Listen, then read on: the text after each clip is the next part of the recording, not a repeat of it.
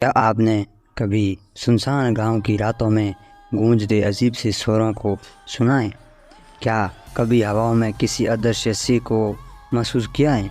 अगर हाँ, तो शायद आपने डायन साधना के भयानक परिणामों को करीब से देखा है।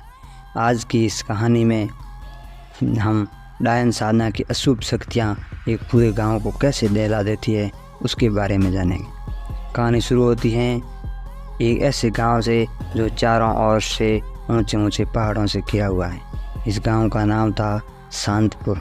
शांतपुर हमेशा शांति और सौहार्द के लिए जाना जाता था, लेकिन ये शांति उस दिन टूट गई जिस दिन गांव में रहने वाले गंगाराम नाम का एक लालची जमींदार अचानक बीमार पड़ गया। शहर के बड़े बड़े डॉक्टरों को दिखाने के बाद भी गंगाराम की बीमारी का कोई इलाज नहीं मिला। हताश होकर उसके बेटे मोहन ने एक तांत्रिक को बुलाया। तांत्रिक ने गंगाराम को जांचने के बाद एक चौंकाने वाली बात कही।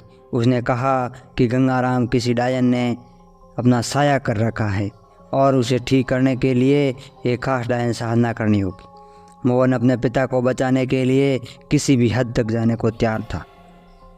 उसने तांत्रिक की बात मान ली और डायन साधना शुरू कर दी।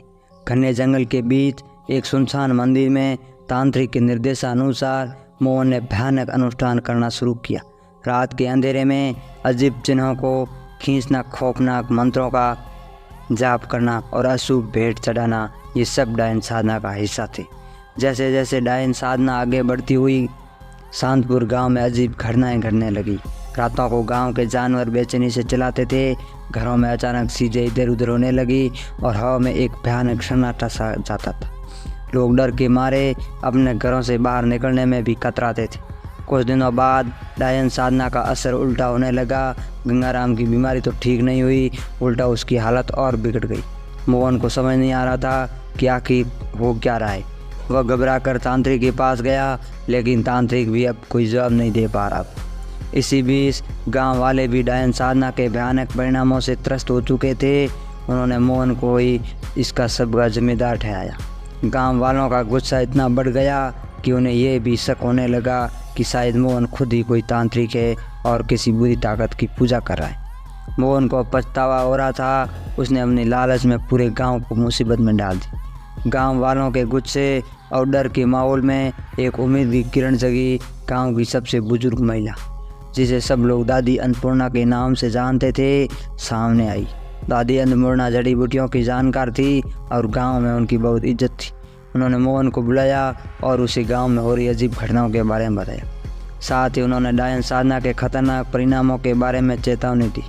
दादी अन्नपूर्णा ने मोहन को बताया कि अगर वो डायन साधना को तोड़ना चाहता है और गाँव को बचाना चाहता है तो उसे एक खास पूजा करनी होगी। ये पूजा शुभ शक्तियों को आमंत्रित करने के लिए की जाती थी, जो डायन के अशुभ शक्तियों को ख़त्म कर सकती थी।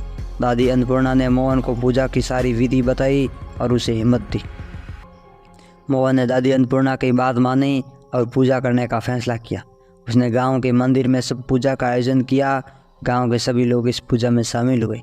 पूजा के दौरान मंत्रों का जाप किया गया, पवित्र आग जलाई गई और शुभ देवी देवताओं का आह्वान किया गया।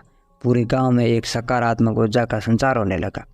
जैसे ही पूजा अपने चरम पर पहुंची, जंगल की तरफ से एक भयानक चीख सुनाई थी।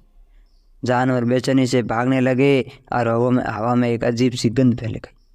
कुछ ही देर में एक डरावनी हंसी की गूंज मंदिर तक आ पहुंची। गांव वाले सहम गए, लेकिन मोहन और दादी अन्नपूर्णा डटे रहे।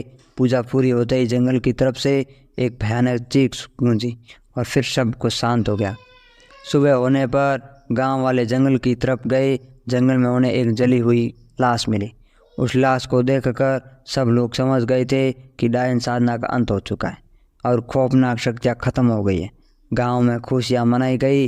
ये घटना गांव वालों के लिए एक चीख भी लेकर आई। उन्होंने सीखा कि लालच और अंधविश्वास कभी भी किसी का भला नहीं करते। ये कहानी हमें डायन साधना के खतरों के बारे में चेतावनी देती है। हमें कभी भी अंधविश्वास में फंसकर ऐसी चीज़ों को सहारा नहीं लेना चाहिए। अगर कभी कोई परेशानी होती है तो हमें तार्किक तरीके से उसका समाधान ढूंढना चाहिए। साथ ही हमें गांव की एकता और सकारात्मक ऊर्जा की ताकत पर भी भरोसा रखना चाहिए। Thank you.